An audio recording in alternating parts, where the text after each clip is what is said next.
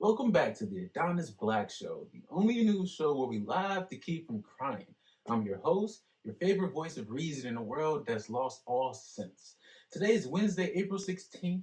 Shout out to everyone who made it through Monday without quitting their job, crashing their group chat, or throwing a shoe at the TV during the news. An extra shout out to anyone who paid off a credit card bill without crying. You are the real heroes. Today's episode has everything from lawsuits, earthquakes, billionaires getting cooked by Bernie, and the most powerful display of community we've seen in a minute.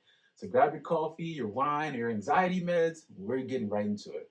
California has officially become the first state to sue Donald Trump over this new tariff, which makes sense. California sues Trump like your messy friend texts their ex. It's chaotic, it's constant, and honestly, it's kind of appealing. Governor Gavin Newsom says these tariffs are straight up sabotaging California's economy, especially agriculture and tech. That means avocados, AI chips are both being taxed like they committed a felony. You know you messed up when both almond farmers and Elon Musk are mad at you. Trump managed to unite big tech and big salad. That is a rare talent. And shout out to California for being on brand. They banned plastic straws, built high-speed trains to nowhere, and now they're suing presidents like it's jury duty. Consistency matters. Okay. Next up, Trump's trade war with China just went nuclear.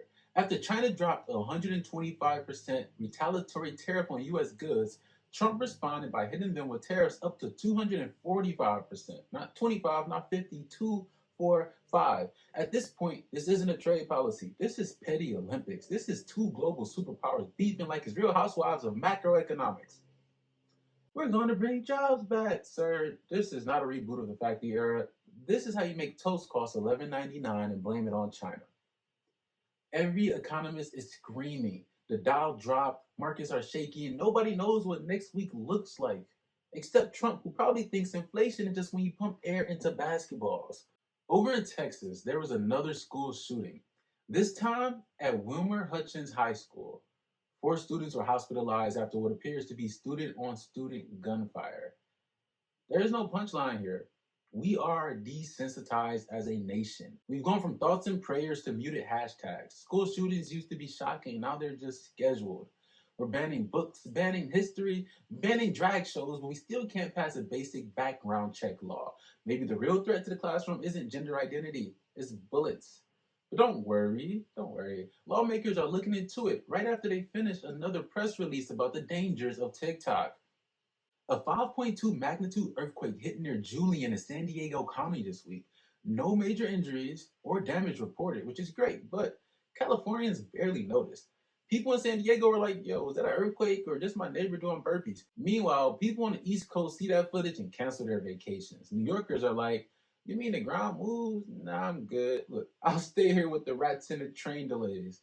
It's just the earth realigning. No, Tiffany, it's the earth violently reminding you that it's alive. And finally, Harvard is in a hot seat, but not backing down. The Trump administration tried to force the university to shut down its DEI programs and threatened to yank $2.3 billion in federal research grants unless Harvard cleaned house. Harvard basically said nope, straight up refused to bend to Trump's will. Now Trump's talking about revoking their tax exempt status because when he doesn't like the report card, he tries to shut down the whole goddamn school. Let's be honest.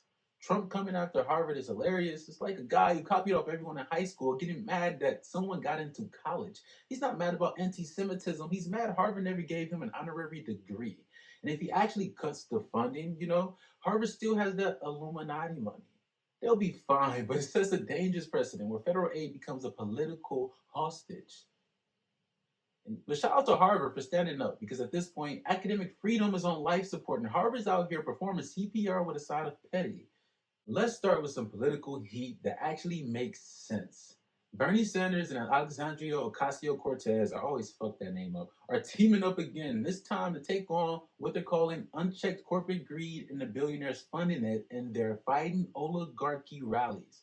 Bernie's leading hearings on Capitol Hill, dragging CEOs across the coast for hoarding record profits, while AOC, never want to miss a mic drop moment, called out corporate tax breaks and the illusion of trickle-down economics, aka the magical system where billionaires get richer and we get vibes. And here's the kicker. The two just hosted a rally in Folsom, California, a deeply red city, and drew a crowd of over 10,000 people. That's not just grassroots energy. That's we're sick of this shit energy crossing party lines.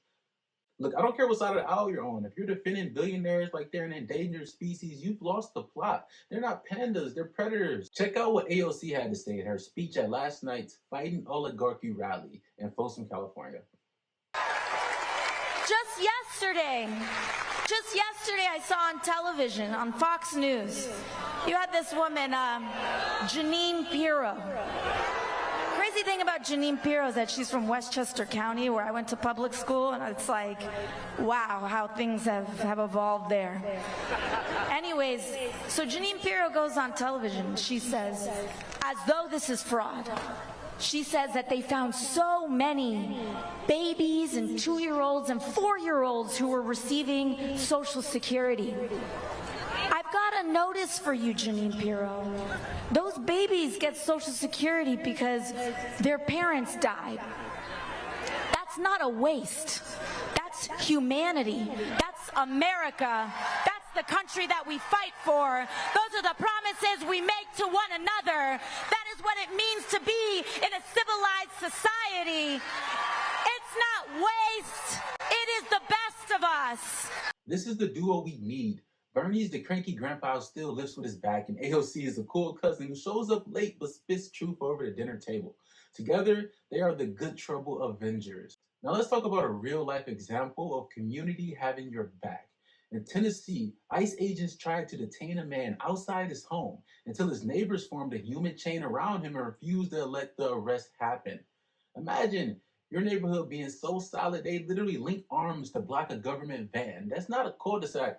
That's a resistance unit with matching law norms.